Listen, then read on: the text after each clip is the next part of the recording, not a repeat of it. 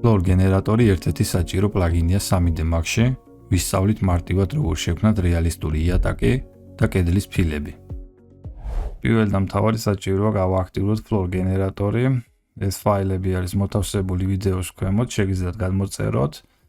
აქ არის სხვადასხვა Max-ის ვერსიები მოთავსებული. ჩემ შემთხვევაში მე ავირჩევ 2022 წლის Max, დავაკოპირებ, შევიდეთ პროგრამ ფაილებში, Autodesk-ი 2022 წლის Max-ი, შევდივართ ასევე პლაგინებში და აი ამ ადგილას უნდა დავაკოპიროთ. შემდეგ, როდესაც უკვე გავხსნით Max, იქნება ასახული მოდიფიკატორ ლისტში ეს ჩვენი Floor generator-ი. მოდით ახლა შევქმნათ იატაკი, რომელიც იქნება ლამინატის, ამიტომ მოვნიშნავ ქვედა ნაწილს, მოვახდინოთ იზოლირება.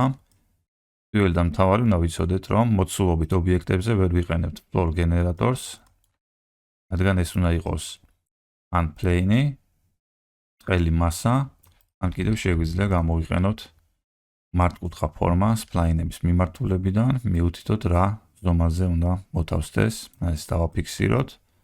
ახლა შევიდეთ მოდიფიკატორ ლისტში და F-ით ვიპოვოთ ჩვენი Floor generator-ი და გავააქტიუროთ. შევცვალოთ ფერი, რომ უკეთ გამოჩნდეს.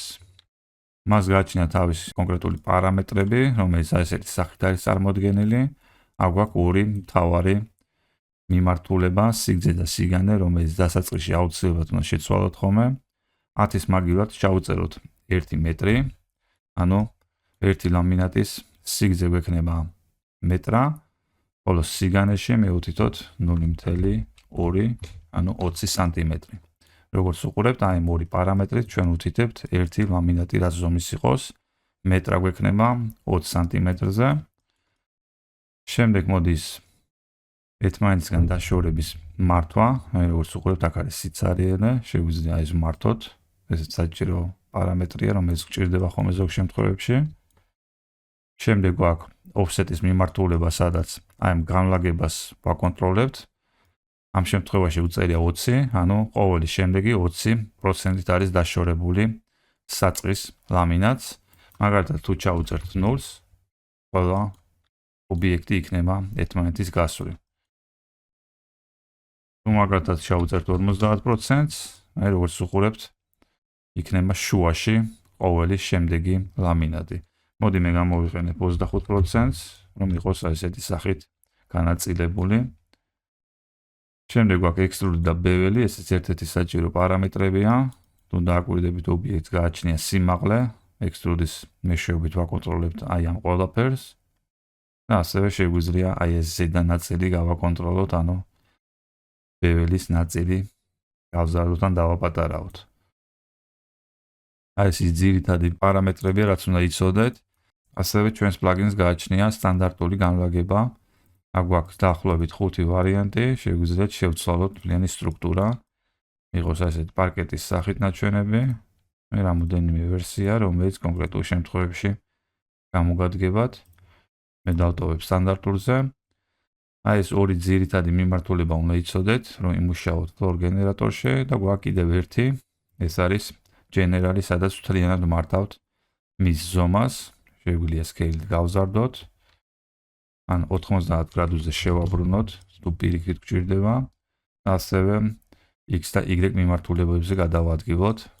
თუ მაგალითად, აი კუთხეში გვექნება აი ესეთი პატარა ადგილი, შეგვიძლია მაგალითად შევასწოროთ აი ამ პარამეტრის მეშვეობით.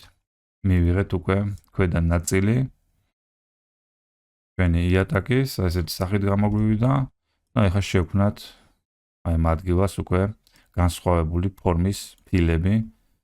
ჩვენი სამზარეულოსთვის უკანა მხარეზე აი მოვათავსებთ. ზედა ნაწილი შევქმნათ ახლა ახალზოვანი სტრუქტურისგან, ავირჩიოთ მართკუთხა ფორმა და გვერდთა მხრიდან აი ამ ადგილზე დავაფიქსირებ, მიუთითოთ რა ადგილზე მოთავსდეს ჩვენი ახალი მოდელი. მივიტანოთ კედელთან, ეს იქნება პატარა ზომის ფილები. შევიდეთ მოდიფიკატორ ლისტში, F-ით ვიპოვოთ Floor generator-ი და გავააქტიუროთ. როგორც უყურებთ, ამ შემთხვევაშიც გაემეორა წინა პარამეტრები, ამიტომ ახლა უნდა შევცვალოთ ეს 1 მეტრის მაგივრად ჩავუწეროთ 0.1, ანუ 10 სანტიმეტრი, ხოლო სიგანეში კონდეს 0.05, ექნება 5 სანტიმეტრის. ასევე 20-ის მაგივრად ჩავწერ 50-ს, რომ აი ესეთი სახით გადავანაწილოთ მთლიან სიბრტყეზე. დავაკვირდეთ extrude და bevel-ს. ამ შემთხვევაში შეგვიძლია extrude-ოდან შევამციროთ და ასევე bevel-ით შეგვიძლია შევცვალოთ, რომ მკვეთრი გამოყოფა არ იყოს ერთმანეთისგან. ახლა შეგვიძლია ეს ობიექტი დავაკოპიროთ, შრიფტის მეშვეობით 90 გრადუსზე შევატრიალებ. დავწერთ აქაც 90-ს. შეგვიძლია ახლა მივიტანოთ მარჯვენა მხარეს, კედელთან დავსვათ. აქ ესე დავაფიქსირებ. უნდა შევასწოროთ.